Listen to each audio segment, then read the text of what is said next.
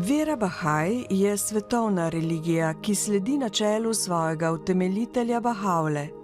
Človeštvo je eno, vse religije izhajajo iz istega vira, istega Boga. Svetovni center Bahaj je v Haifi. To je duhovno in administrativno središče, kamor prihajajo verniki in raziskovalci iz vsega sveta.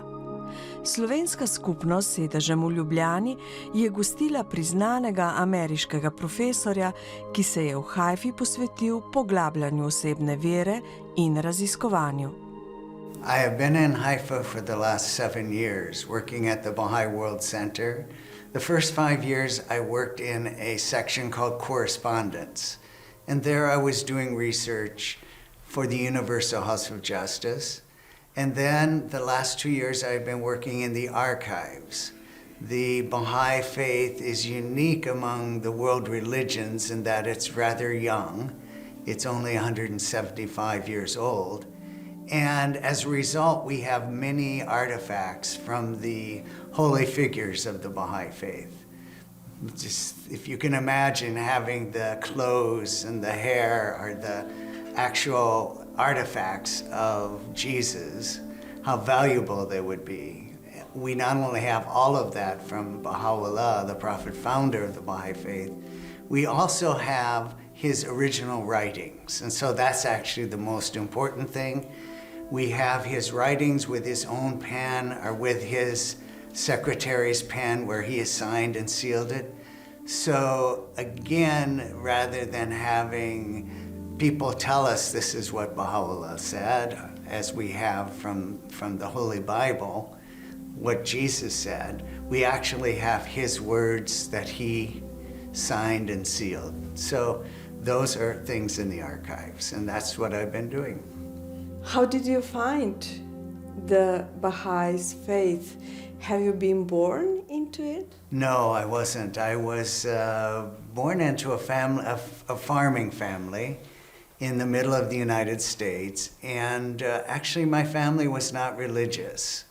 They had kind of felt religion was a bit hypocritical. I think they saw the people going to churches, and they were looking down on the other people, and especially on my family, which happened to be very poor. They thought, you need to dress a certain way, be a certain way to be proper and to be in church. In where I live, we raise crops and farm animals. And each year there's a fair where they show the farm animals and they judge them to see what is the best. His pig was chosen to go to the Iowa State Fair. He asked me to go with him, so I went. And while I was there, I would go to all the religious information booths that were around the fair.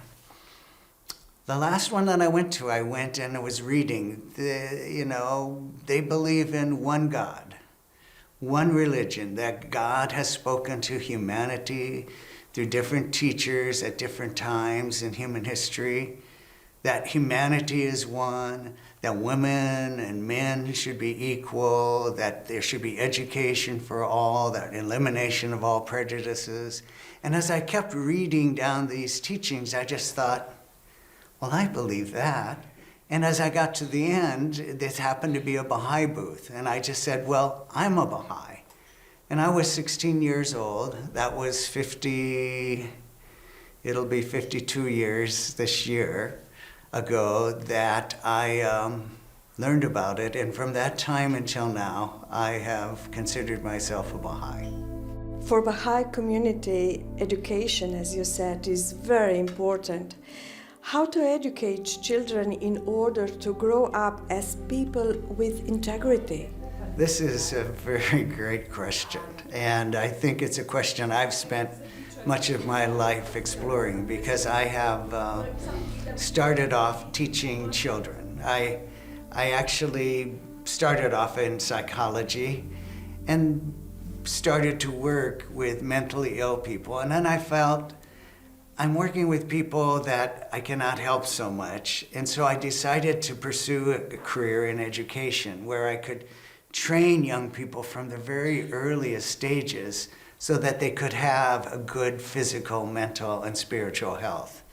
So I became an elementary school teacher. And then I thought, well, if I could help better by actually training the teachers, I could do more service. And so I went on and got my doctorate degree and became a professor of education. And then eventually became the head of the School of Education where I worked. My idea behind all this is that education is key to the development. If we are not educated, you will remain ignorant and you can not progress. So by having a good education is essential. Part of the problem with education today is that it tends to be very materialistic. It tends to just focus on material knowledge and material well-being and ignore the mental and spiritual, psychological aspects of the human being. The Baha'i Faith brings a balance to that by recognizing that for us to be whole, that we do have a body. That body should be taken care of. Religion should account for that. But in the Baha'i Faith, one of their basic teachings is that religion and science must be in harmony. And so for the Baha'i Faith, when it comes to problems with the material world and the body, they say you should go to a medical doctor, you should regard science to take care of the body. And in terms of the mind, to the extent that that has physical elements, that also should be dealt with scientifically.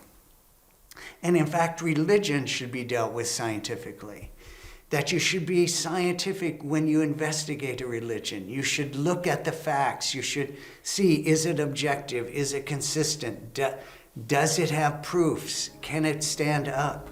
And so the Baha'i Faith, I think, meets those requirements. And that's one of the things that attracted it to me, is that it is scientific in its method and its thinking.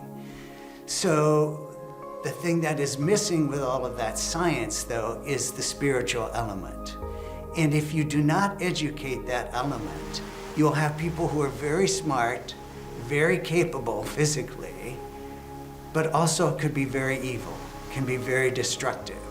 And so in many ways, you want to be smart and you want to be healthy, but if you're not also good, if you do not have a good character, if you haven't been spiritually developed, you actually can cause more harm to the world than you could if you didn't have those things. So the Baha'i writings are very strong in trying to develop a human being's character, partly because we think that's really the true path to happiness.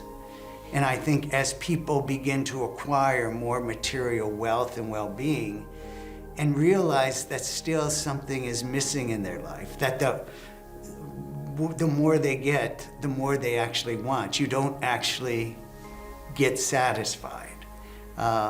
So that the only true happiness and contentment comes from spiritual connection.